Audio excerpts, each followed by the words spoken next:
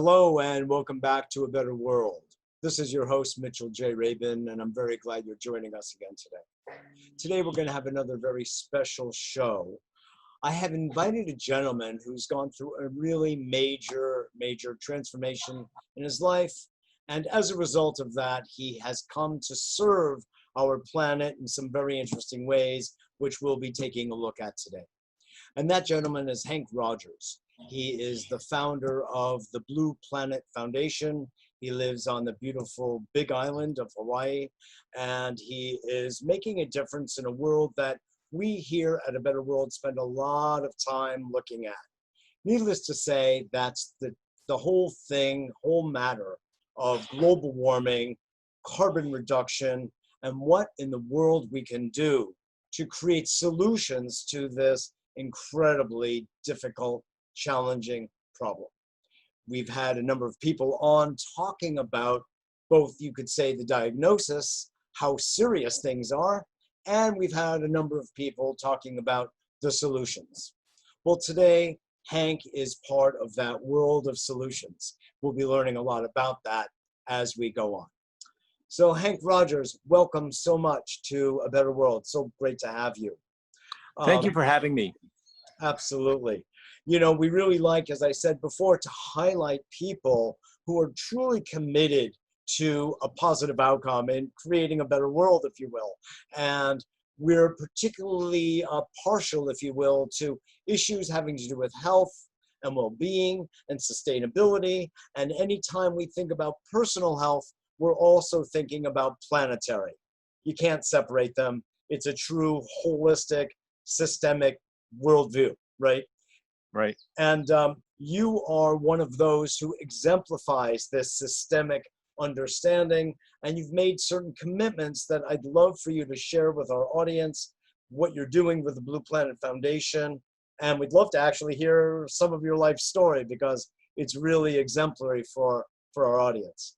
So first of all, if you would tell us a little bit about the Blue Planet Foundation. Blue Planet Foundation is a foundation originally meant to, how can I say, work on my mission. Mission number one for me is to end the use of carbon-based fuel. And came to this mission, well, that's a whole story that comes later. But the foundation primarily works in Hawaii. It does public outreach, education, and it does lots of creating new laws and lobbying to get those laws passed. And we've are moved environmental Hawaii in nature for the benefit of Hawaii. So it used to be like all renewable energy, but now it's renewable energy and renewable energy transportation. So we're on ground transportation as well. Beautiful, beautiful. That's awesome. So you're involved in so many different levels, from children's education all the way up to the legislature in Hawaii to make a difference legally, if you will. Yeah. Our biggest claim to fame is that we have a mandate of 100% renewable energy by 2045. And in fact, just last week, we got a law passed saying that no more coal will be burned for energy after 2022. So that shuts down the last coal-fired power plant in Hawaii.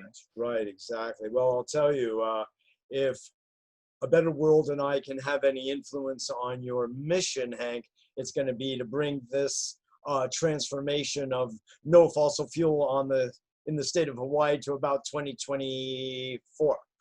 So, that would be nice. We'll talk. We'll talk. Right, exactly. Anyway, that is a wonderful mission. It's realistic. It's visionary.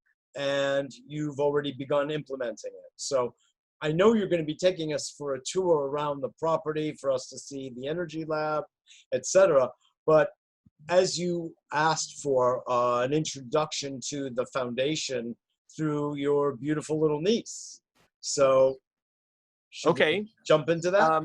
Yeah, okay. Sounds good. You want to share another thought before we... Well, no, I was just, it's fine. I was thinking that we were going to talk about the history first. I didn't, I got thinking. We can do that. You mean your personal history and Yeah, I thought that's where we were Please, going to start. So let's let's just do get that. that out of the That's what way. I'm saying. So, Yeah. I don't want to get it out of the way, but I want to really no, okay, emphasize it fine. because it's very important. So I was born in the Netherlands, lived there for 11 years, moved to New York City when I was 11 years old, lived in New York for 8 years. And since some of your viewers are New York based, Yes. I lived in Queens and went to Our Lady of Sorrows for junior high school. And then I went to Stuyvesant High School when it was on 15th Street and First, and lived in Manhattan for 4 years. Right So you could around say the those are corner.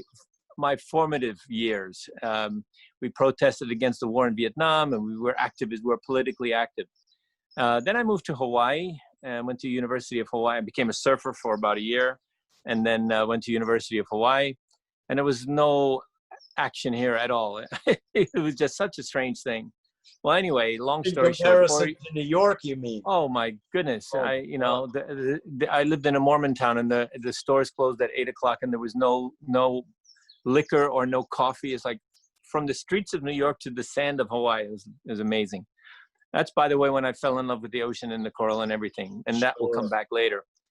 I went to University of Hawaii. I majored in computer science and minored in Dungeons and Dragons. And That's so funny. What does that really mean? it means that I quote unquote wasted a lot of time being a geek playing board games. Yes. And so people would say, like, "Wow, you're wasting so much time playing these stupid waste of time games," And well, it turned out to be 6 years later, personal computers came out in Japan, and I got to write the first role-playing game in Japan. Oh. So I used my my knowledge of role-playing and my passion for computing to make the game, and it was the one game in Japan in 1984, and it launched my company. I had a publishing company all of a sudden. So I wrote 2 games, and then started traveling around the world looking for games to bring to Japan, because I made a decision that programming is like being an athlete, and my years were numbered. And so I decided to work on the management side of the company. And so I looked for games, and one of the games I found was a little game called Tetris. And so I went after that at the Consumer Electronics Show in Las Vegas, of all places. Yeah. Well, the people that were selling it at that time just didn't know what they had. They just had no idea. They thought it was a small thing and it wasn't going to go anywhere. And so I went after the rights, and the next year I went to Moscow to get the Game Boy rights. And so I guess the biggest deal that I ever did up until then was to license Tetris from the Soviets and license it to Nintendo. Oh. And it's at that time that I made friends with the author of Tetris, and we became partners. We're still partners today. So we have something called the Tetris Company, which we formed in 1996. And if you add up all of Tetris in history, we sold about 80 million copies as box product, which means you go to a store and buy it in a box. Yeah, of course. And but the much bigger business happened after that on mobile phones. So we sold 500 million copies of Tetris as paid downloads. And today we've lost track because people don't pay for downloads anymore. They get the game for free and they buy items. And so it's a whole different economy, and it's hard to track how many downloads we have now. Sure. Just think about it.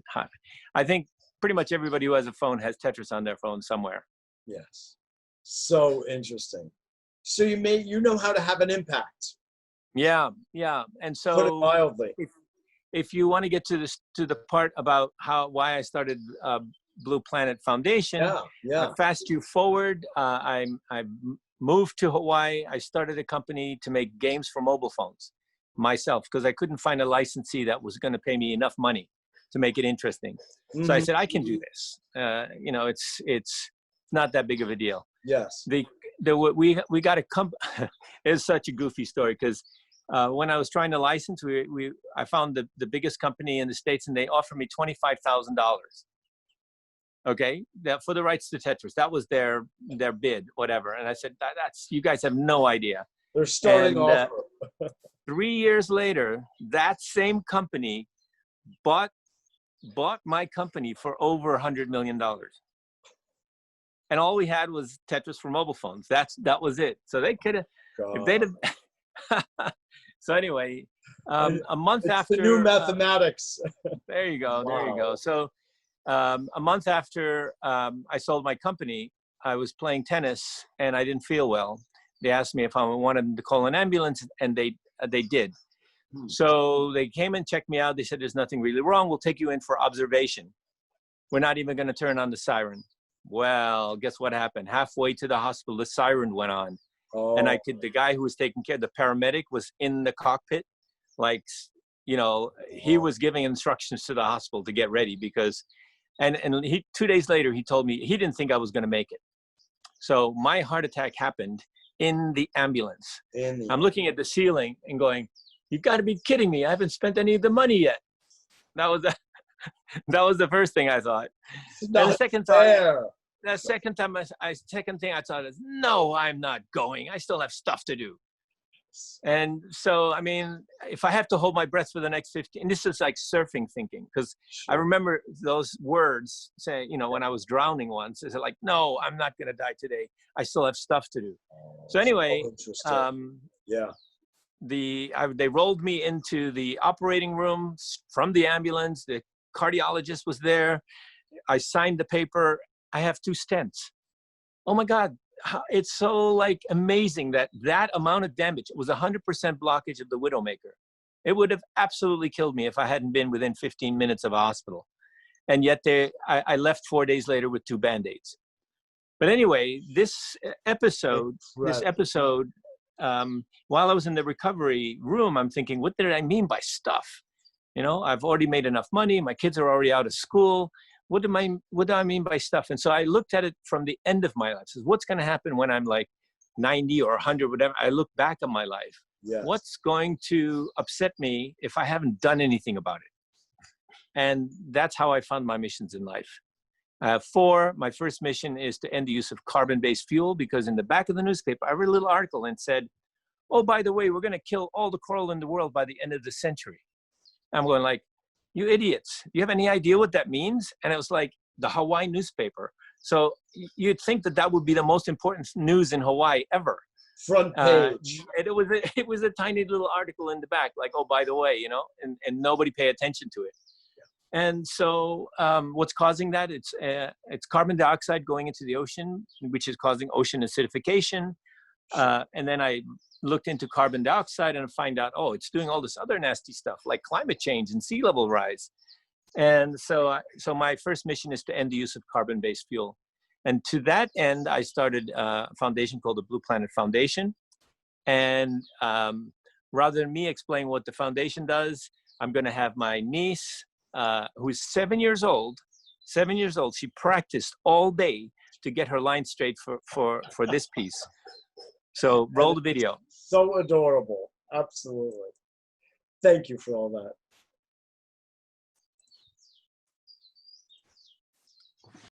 Hawaii is our home.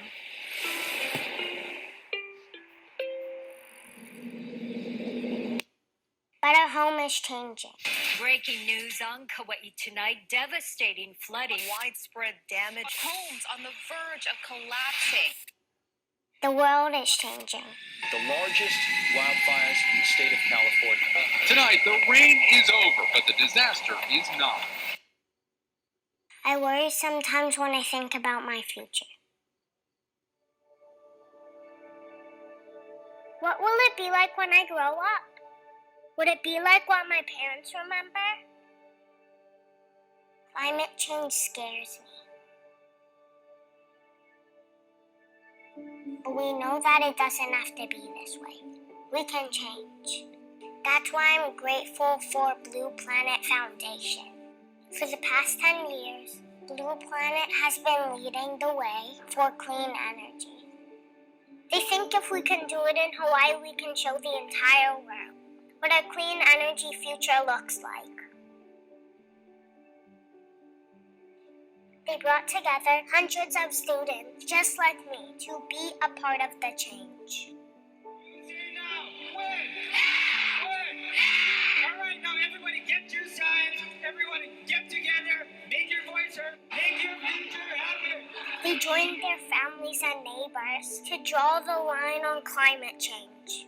Our voices really matter, and us being here today is showing something and showcasing to the world that we really care about this issue and we want to take a stand. And in 2015, their efforts paid off when Hawaii passed our country's first 100% renewable energy law. It's nice to know when I grow up, all our energy will come from clean sources. And now Blue Planet is growing. The Repower Project is working to bring Hawaii's 100% renewable energy law to other states. Now Blue Planet is active every day, making this change happen. They are in our classrooms and in our communities.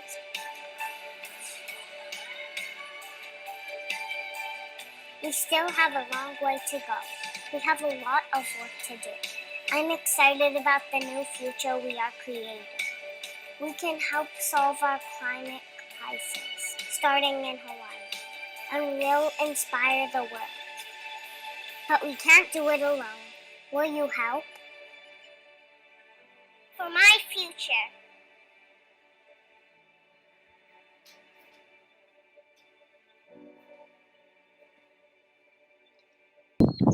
Oh my. That's powerful. She's going to be, I think she's going to be an actress someday. Yes. You started her going. That's great. Yeah, yeah, It's yeah. such a good cause. That's beautiful. It's so, you're reaching many generations with what you're doing. I just want to take a moment to acknowledge you for this because it's so important. It's one thing for we adults to do what we can to turn things around, reverse global warming, reduce the carbon footprint. This is fantastic. But to give young ones the education they need to live a life that's sustainable and renewable from the beginning is invaluable.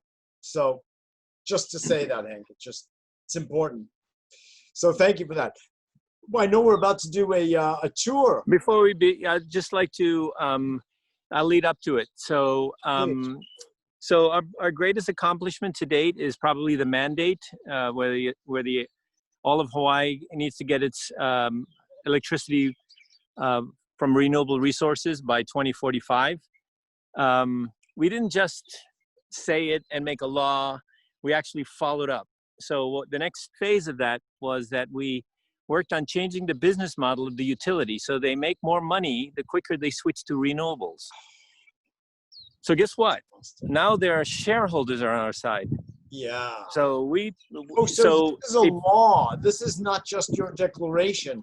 This is no. First of all, there's a mandate that says no more fossil fuel after 2045. Means anything that's existing at that moment has to be turned off. So it doesn't make any sense for the utility to make any more fossil fuel infrastructure because they're going to have to turn it off. That's the deal. But we followed it up, as I'm saying. We followed it up by changing the business model of the utility, which used to be they make 10% on top of the price of oil. And well, now their business model is make more money because oil, when you think of fossil fuel, it costs them 20 cents per kilowatt hour, the utility, and then they sell it to us for like 32 cents. Renewable energy, wind and solar, are down at somewhere around 8 cents. They should be selling us that for whatever price where they make more money and we pay less for the electricity. So that formula has actually gotten them to come up with an RFP, a request for proposal for 800 megawatts of renewable energy last year. That's half of Hawaii. So say that all happens, in 5 years, we'll be halfway there. So I think we're going to get there way before 2045. Oh, good. So that's where we are. Yeah. Well, I'd like to talk a little about my personal story. So we got to a point in Hawaii. We passed a law that helped the solar industry, and so solar installers popped up like crazy. At the peak, we had like 200 solar installer companies in Hawaii. And we originally planned for there to be about, the law would bring maybe 30 megawatts of solar, but in 2 years we had 300 megawatts of rooftop solar. And then the electric company goes, no, we can't handle that much variable energy on the grid. Were So they I'm giving thinking- tax credits to help to induce that? So yeah. So we did have a tax rebate for putting solar on your roof, rooftop solar. That was on our side, on the foundation side, we did that. Yes. But the electric company basically, because the idea is you should connect your solar panels to your house, and your house is connected to the grid. And then when it's too much energy falling on your roof, you basically give it or sell it to the electric company, and then at night when there's you get it back. So the electric company is your battery. Yes. But then the electric company said, no, we can't handle that much variation, because when clouds come or when the wind, so it's they too need intermittent for them. Too intermittent for them. So I started thinking, okay, so how do we fix that? And the answer is storage. We have to store the energy that happens during a sunny day or a windy day, and we have to store it for when the sun is not shining, like at night, or when the wind's not blowing. So we started thinking about studying energy storage, and the facility behind me here was originally, I watched the movie when I was a kid, Our Man Flint, and he had a laboratory, like Iron Man has a laboratory, we can make anything. I wanted one of those. So I built one, and then this building found a purpose, and it's to study renewable energy. So let me show you a little bit about the building. In fact, I should turn the camera backwards. Can I? How do I do that? Stop video. There's a little icon of a camera. There you go. Got it. So this is the energy lab, and the energy lab. Very cool. Of course, look at the those panels solar are facing. Panels. Yeah, there are 360 of them on this roof, and so it's how can I say? This way is south, and that way is north. Mm-hmm. The way this building is designed is it's optimum for the. Exactly. You're maximizing the solar exposure. Can I just have somebody say hello? Sure. Hello there. Hi. A little Hey goat. there. Hey there. Come here. You're in the Nibble country. on the solar panels, please. Yeah. A little pet goat. Anyway, 360 panels on the roof. I feel like we're in Hawaii with you, Henk. It's fantastic. You are. You totally are. Look at the sky. Oh, sorry, but we got this. Anyway, New York is good, but this is a special. So 360 panels, 85 kilowatts of peak power, and we store the energy in batteries. And in fact, that's a business that I've started, and we do it for other people now. So let me take you quickly around and show you. And what kind of batteries are you using? What kind of chemistry, etc.? We will get there. Step by step. This is a beautiful walk. So, aha. These are the batteries. So let me explain to you a little bit about the battery chemistry. Oop. I can just do this. Can you still see me? Oh, yeah. So these are the batteries. So I went through a period where we tried to use a chemistry called vanadium redox. And it's a year that I would consider, you could say I wasted a year.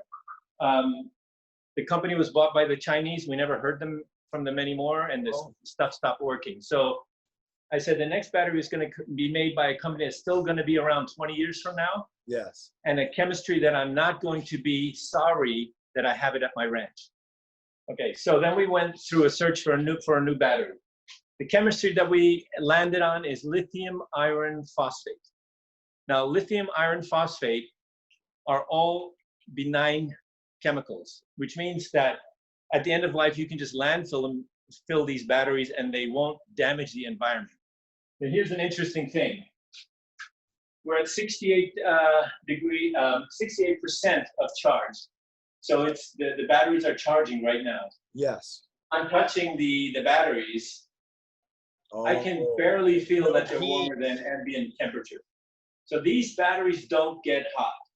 They don't need a cooling system, which means there's never going to be a thermal runaway. You know, like the Samsung batteries or the lithium-ion batteries, when you go on a plane, you're not supposed to put them in your luggage because they might their potential spontaneously combust. Explosion, right.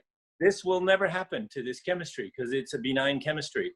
And so we're not spending any energy cooling these batteries, and they're non-toxic. I was going to ask. I mean, yeah. So wow. That's a big deal. This is 20 kilowatt hours. So original bank of 5 is 100 kilowatt hours. And how is its efficiency next to lithium-ion batteries, which are, you know, typically fairly popular, Tesla, etc. So I'm going to flip back. So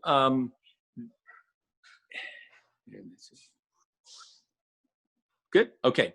Yeah. So when you think about the Tesla batteries, that's lithium, nickel, cobalt, manganese, cobalt. And that chemistry, these are lithium ion as well. They're both lithium ion, but it's what's on the other side that's different. Oh, I see. Lithium on one side and iron phosphate on the other side. That's what this is. So we're probably, you know, they fudge the numbers because they don't actually count the energy that it takes to cool the batteries. You're freezing a little bit there. They don't count the energy that it takes to cool the batteries, you said. Come back. We don't hear you, Henk. Okay, I'm working on it. There you are. See, I could. There you are. You're back. All right. Okay. Well, for a moment.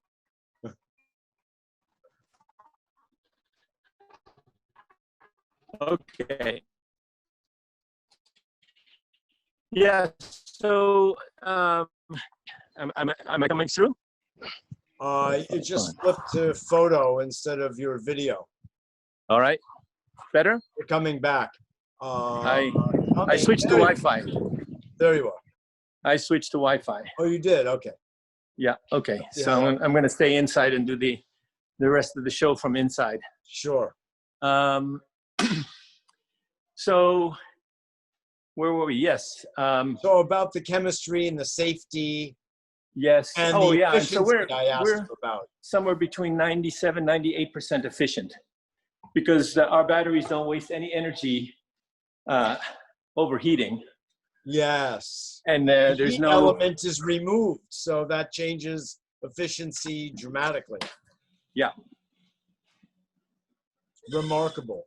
Now, how do you go from where you are now to implementing this on, in this case, a statewide basis in order to get the results you're looking for of no fossil fuel by 2045?